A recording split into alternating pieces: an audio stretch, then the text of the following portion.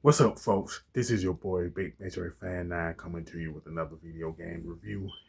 And in this review, I'm going to talk about the game Ninja Gaiden 2 The Dark Sword of Chaos, which was released on the NES, arcade, and PC by Tecmo.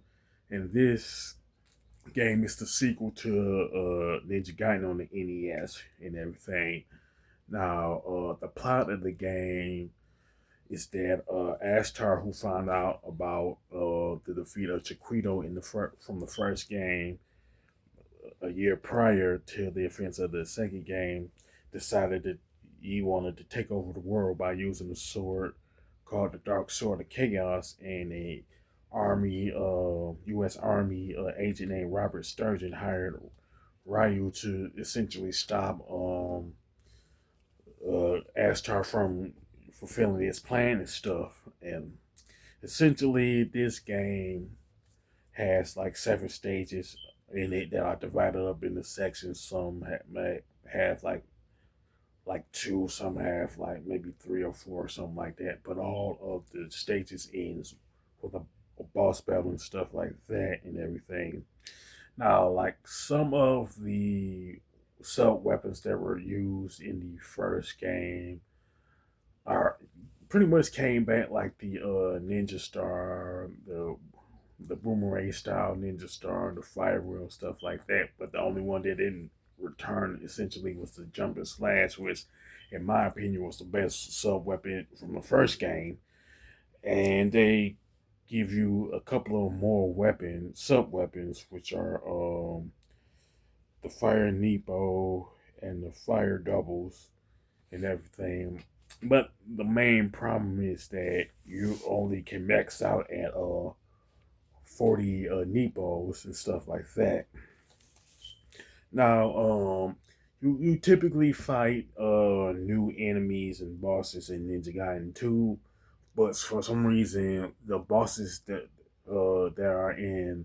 are from the first game come back as regular enemies for some reason. I don't know why Tecmo decided to do that, but with most games within a particular franchise, most bosses from the first game don't return as regular enemies and stuff. Now, pretty much, pretty much for some reason, there are more enemies on the screen in Ninja Gaiden 2 than it was with the first game. I don't know why that is, but it's kind of like you can't like stay still because they like two or three of them will respawn and everything. Essentially, pretty much it has this game has new hazards like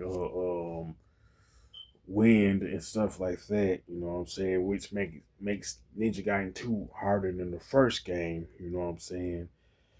And one thing about the wind, you will find it in the first section of the second stage, which the wind will change directions on you like pretty consistently throughout the entire stage and everything.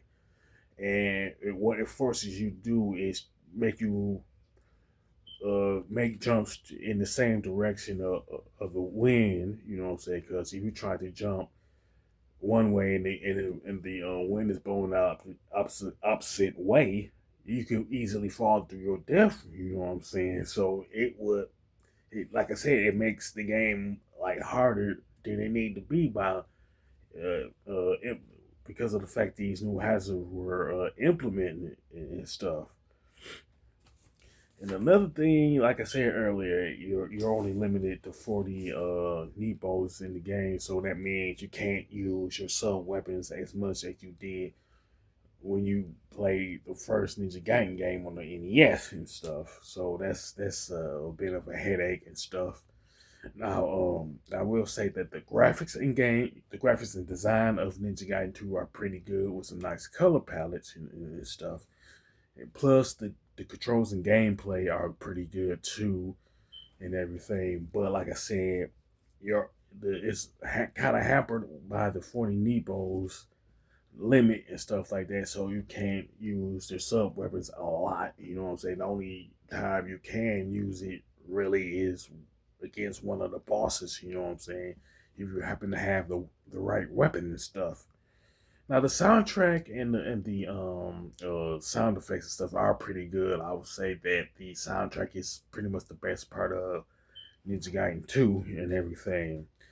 Now I would say the biggest flaw in Ninja Gaiden 2 is the difficulty when you're talking about the constant enemies, the hazards, you know what I'm saying, the hard bosses and stuff like that. And in my opinion, not Double Dragon 2, but Ninja Gaiden 2 was hampered by those three things, you know what I'm saying, when you talk about the difficulty. I wish Tecmo would have scaled down the difficulty of this game to make it more fun, you know what I'm saying? Not necessarily make it like a cakewalk per se, but just make it have more people enjoy it, you know what I'm saying? As far as the score, I definitely give it a 7 out of 10, mainly because of the difficulties of the game and stuff like that. With that being said, you can sound off in the comment section about Ninja Gaiden 2, the Dark Sword of Chaos, what you liked about it, what you didn't like about it. And with that being said, if you like this video, don't hesitate to click the thumbs up button. Don't forget to subscribe and hit that bell notification button. This is your boy, Big Metroid Fan 9, signing off.